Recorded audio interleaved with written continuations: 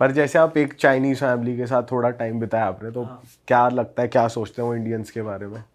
यार ज़्यादातर जो हमें, जैसे हमारे अभी मैं देख रहा था एक रिपोर्ट आई थी कोई फाइनेंशियल एक्सप्रेस की, तो उसमें बता रहे थे कि China is like top rated hated country, top most hated country in the world is China.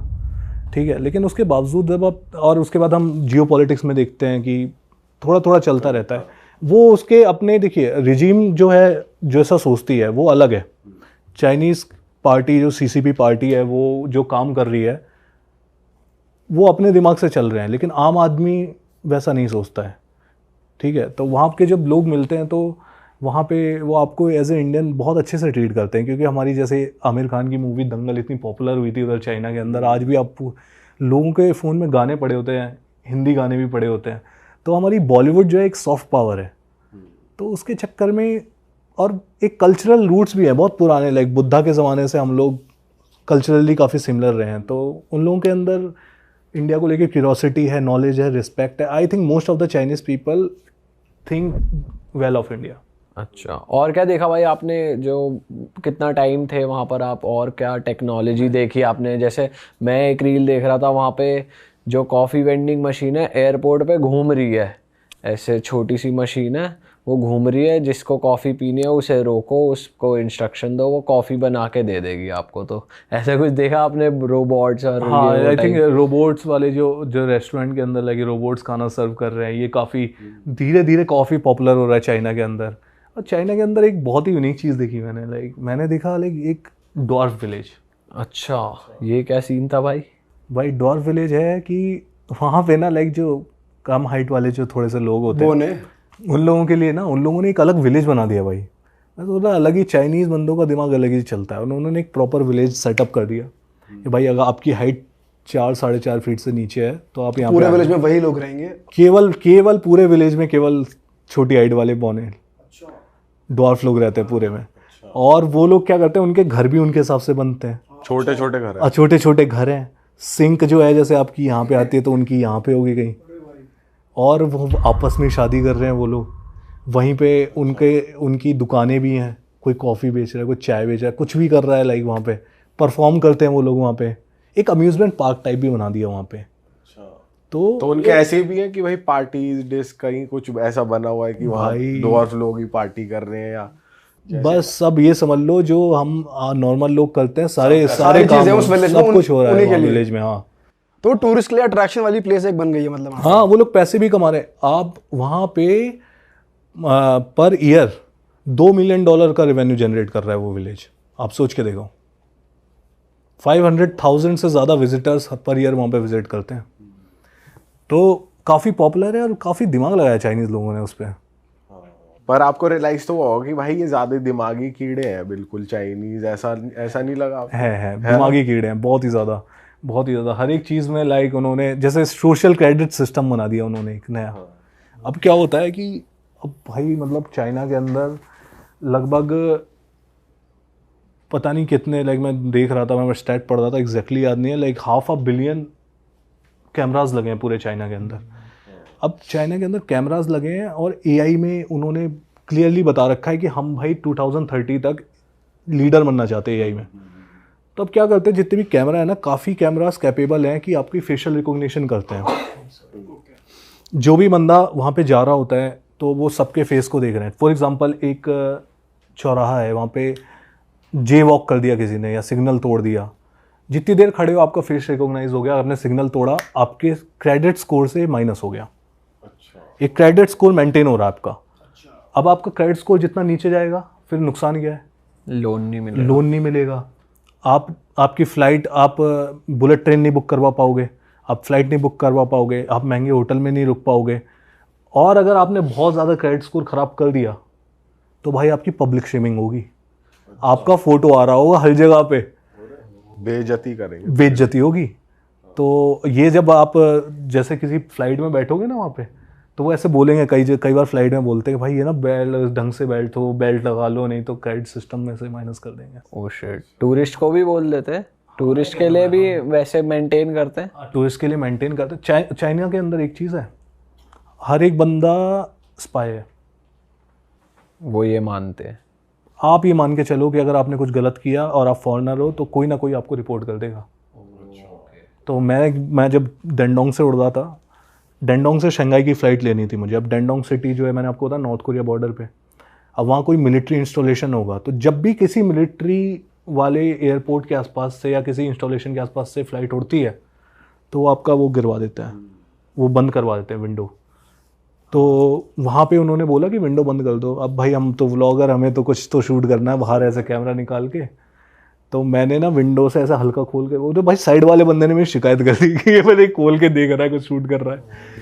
तो फिर मैंने बाद में रियलाइज़ किया। और आप देखो ना, अब कुछ तो वजह होगी कि इंडियन गवर्नमेंट चाइनीज़ लोगों को टूरिस्ट वीज़ा भी नहीं दे रही ढंग से, ईजिली नहीं मिलते। वहाँ पे आपसे लोग पूछेंगे कि भाई आपको यहाँ वीज़ा लगता कैसा, ईजी लगा हार्ड लगा? भाई हमारे लिए तो बहुत ईजी है।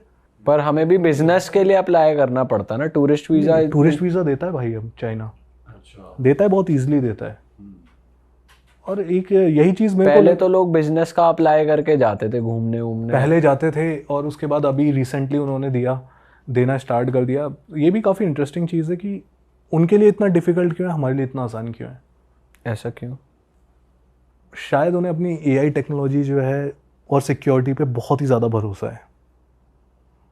आपको कोई कैमरा यूज़ करने से रोकेगा नहीं चाइना में। जैसे मैं सोच रहा था, पहले मैं सोच रहा था चाइना है भाई, मैं इंडियन हूँ, मैं कैमरा हर जगह यूज़ करूँगा तो कोई तो रोकेगा, पुलिस वाला आगे कि क्या कर रहा है, क्योंकि उन्हें सब पता है कि आप कहाँ जा रहे हो, कि एक फुटप्रिंट आपका रिकॉर्ड हो रहा है वहाँ पे, इतने कैमराज हैं। और भाई चाइना रिलेशनशिप्स को लेके भी काफी फक्ड अप है कि वहाँ पे चलते नहीं है रिलेशन, ज्यादा टिकते नहीं है। बिल्कुल, मतलब बहुत ख़राब सिस्टम है। नोटिस किया है आपने वहाँ? मैंने उस जिस दोस्त की बात बता रहा था उससे मैंने काफ़ी बात करी थी इस बारे में, तो वो बोल रहा था कि वैसे तो टेक्नोलॉजिकली भाई बहुत बढ़ रहे हैं, लेकिन हमारे इंडिया जैसी चीज़ तो पूरी दुनिया में कहीं नहीं है। सच बात है ये। जैसे हमारे अंदर वहाँ पे क्या है कि लोग प्रेशर में बहुत चीज़ें हैं एक दूसरे को, कि भाई इसने मेरे से अच्छा कर लिया, हर कोई कंपैरिजन। हमारे इंडिया में भी है, लेकिन हमारे इंडिया के अंदर ना एक वार्मथ भी है थोड़ी सी। जैसे आप, हमारे अंदर दोस्ती ज़्यादा अच्छी है। हम किसी दोस्त को ये नहीं पूछते कि भाई क्या कर रहा है क्या नहीं कर रहा, हम थोड़ा उसका टाइम भी ख़राब कर देंगे, हम दे भी देंगे टाइम उसको, क्योंकि हम ह्यूमन वैल्यूज़ को थोड़ा ऊपर रखते हैं। वहाँ पे अब धीरे धीरे लाइक कंपटीशन इतना ज़्यादा हो गया है। कहने को तो कम्युनिज्म है, लेकिन कैपिटलिज्म पूरा हावी है पूरा चाइना पे। सबको महंगी गाड़ियाँ खरीदनी है, सबको दूसरे से कम्पीट करना है, तो वो बहुत प्रेशर है वहाँ पे। जजमेंटल सोसाइटी है चाइना काफ़ी। और कौन सी कंट्री भाई आपको अच्छी लगी ऐसे, जैसे चाइना में आपके पास काफ़ी एक्सपीरियंसेस आए नए, और कौन सी कंट्री ने आपको शॉक किया? भाई मुझे अफ़गानिस्तान ने काफ़ी शॉक किया यार। कि अच्छे वे में बुरे वे में? बहुत अच्छे वे में। लेकिन द थिंग इज़ कि अफ़गानिस्तान के कई रूप हैं, लोगों ने बहुत अच्छे रूप भी दिखाए हैं, और तालिबान के भी काफ़ी फेसेस हैं। देखो अब वही चीज़ है कि हर चीज़ को देखने का हम एक ही नज़रिए से नहीं देख सकते हर चीज़ को। वो लोग बोलते हैं भाई तालिबान, आप पूछोगे मुझसे कि तालिबान कैसा है, तालिबान कैसा है भाई, लेकिन तालिबान कैसा, किसके नज़रिए से तालिबान कैसा है? अब एक ट्रैवलर की तरह आप जा रहे हो वहाँ पे, तो आपसे अच्छे से बात कर रहे हैं, बढ़िया से बात कर रहे हैं। अब आप अमेरिकन फोर्स हो तो आपके लिए अलग नज़रिया है कोई, या फिर अगर आप वुमेन हो तो आपके लिए थोड़ा सा अलग पॉइंट ऑफ व्यू है, उनका अलग पॉइंट ऑफ व्यू है तालिबान को लेके। तो वहाँ पे कई फेस हैं। तो मतलब एज अ ट्रैवलर आपका क्या एक्सपीरियंस था? यार मेरा एक्सपीरियंस ये था कि तालिबान, मतलब अफ़गानिस्तान के लोग जो हैं वो तो काफ़ी अच्छे हैं, लाइक, क्योंकि पता है अच्छे क्यों हैं, मैंने ये सोचा कि ये मतलब इतना अच्छे से ट्रीट क्यों करते हैं। उसके भी रीज़न है। उसके रीज़न दो हैं, एक तो उनकी साइड का, एक हमारी तरफ से भी है। हमारा रीज़न ये है कि हमने 2001 से लेके $3 बिलियन से ज़्यादा अफ़गानिस्तान के अंदर इन्वेस्ट किया है। उनका पार्लियामेंट हमने बनाया है। भाई आप तालिबान, वो अफ़गानिस्तान की कुछ सिटीज़ में जाओगे ना तो कई जगह इंदिरा गांधी हॉस्पिटल्स है वहाँ पे। तो उस ज़माने में उन लोगों ने वहाँ पे हॉस्पिटल्स बनाए हैं, फूड एड प्रोवाइड किए हैं। तो ये है एक रीज़न। और दूसरा रीज़न ये भी है कि उनका जो कल्चर है, आप अफ़गानिस्तान या किसी भी मुस्लिम कंट्री में जाते हो तो वो अच्छा ही रहता है। अब अफ़गानिस्तान के अंदर ये जो मतलब ज़्यादातर काफ़ी बड़ी ट्राइब है, पश्तून ट्राइब है। तो जितने भी ये लोग हैं लाइक तालिबान के काफ़ी लोग पश्तून बोलते हैं। तो उनकी एक बुक है पश्तून वाली करके, उस बुक के अंदर लिखा हुआ है कि आपको टूरिस्ट को कैसे ट्रीट करना है। और वो उनके बहुत ही ऊपर आता है, लाइक एक मेहमान के लिए वो जान देने को तैयार है। और इसी चक्कर में आप बिलीव करोगे कि इस चक्कर में उन्होंने 20 साल की वॉर झेली, केवल एक रूल की वजह से। जब ओसामा बिन लादेन आया, उसने बोला कि मुझे प्रोटेक्ट करो, अमेरिका ढूंढ रहा है मेरे को। उन्होंने जलालाबाद में उसको रखा। अमेरिका ने पहले पूछा उनसे कि भाई इसको हमें दे दो, उन्होंने नहीं दिया क्योंकि उनके कल्चर में ये नहीं है कि वो दे दें। और उस चक्कर में ही उन्होंने 20 साल की वॉर में वो फंस गए, जो उनकी वॉर थी भी नहीं, डायरेक्टली इन्वॉल्व थे भी नहीं वो लोग, बट उसको पनाह देने की वजह से, जस्ट बिकॉज कि उनके कल्चर में ऐसा है कि वो मेहमान को जान दे के भी बचाएंगे, इसीलिए उन्होंने इतनी दिक्कत सही। और कैसा एक्सपीरियंस रहा आपका, और क्या दिनचर्या रहती थी आपका, इंटरेक्शन? आपने इंटरव्यू भी करा उनको? हाँ, मैंने इंटरव्यू किया। क्या रहा, आपने उनसे विमेन को लेके पूछा कि भाई तुम पढ़ने लिखने क्यों नहीं दे रहे विमेन को, या उनके पास फ्रीडम क्यों नहीं है, ऐसा कुछ पूछा आपने? मैं ऐसे सवाल, मतलब मैंने उनसे, मतलब ये मुझे पता था कि 6th क्लास तक बच्चियाँ जो है स्कूल जाती हैं, क्योंकि मैंने देखा खुद अपनी आंखों से भी। लेकिन उससे ज़्यादा अब हमें पता है यार कि लाइक उनका थोड़ा सा इस जो फंडामेंटलिस्ट माइंडसेट है उनका, जो शरिया लॉ को फॉलो करते हैं, तो उनका अपना माइंडसेट है उस चीज़ को लेके। बट वहाँ फीमेल्स आपको दिख रही थी बुरके में? बहुत रेयरली दिखेंगी वहाँ पे। फीमेल को विदाउट मेल गार्जियन के अलाउड नहीं है घूमना। अच्छा, अकेले फीमेल्स नहीं घूम सकती फीमेल्स भी मार्केट में, नहीं घूम सकती? नहीं। और पूरा आपको कवर करना पड़ेगा, आपके साथ एक मेल गार्जियन होना चाहिए, नहीं तो वहाँ पे तालिबान जगह जगह पे है, वो आपको फिर पकड़ेंगे, फिर आपसे पूछेंगे कि क्यों ऐसे घूम रहे हो। ईरान में भी ऐसा ही है कि अगर आप किसी लड़की के साथ घूम रहे हो तो वो आपके उसमें होनी चाहिए, मॉरल पुलिस घूमती है वहाँ पे, हमने ऐसा सुना है। ये है, ईरान एक अपने आप में एक अलग ही कंट्री है यार। मतलब वहाँ के लोग, वहाँ की रिजीम जो है वो एक इस्लामिक रिजीम है, ठीक है, लेकिन जो लोग है, एक आंकड़ा है उसमें, इसके अकॉर्डिंग लाइक 40 से 50% जो यूथ है वो मुस्लिम होते हुए भी इस्लाम को फॉलो नहीं करता है। तो वहाँ पे लोग जो है ना बहुत लिबरल है, लिबरल माइंडसेट के लोग हैं, तो वहाँ पे ऐसा कुछ नहीं है। लेकिन जैसे वहाँ पे लोग नहीं चाहते कि लाइक हम, वो कपड़े बिल्कुल नॉर्मल पहनते हैं, लेकिन उनको अपने सर को ढकना होता है।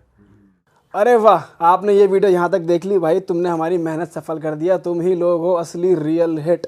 और अगर आपको बहुत मजा आ रहा है ऐसी क्लिप्स में, ऐसी वीडियोस में, तो फटाफट जाइए प्लेलिस्ट पे, बिंज वॉच कीजिए, सारी वीडियोस देख डालो और मौज काटो। That is it. हम मिलेंगे नए पॉडकास्ट में, नई क्लिप में। Till then bye bye, see you, take care, do subscribe. Best of real talk online. Okay, bye bye.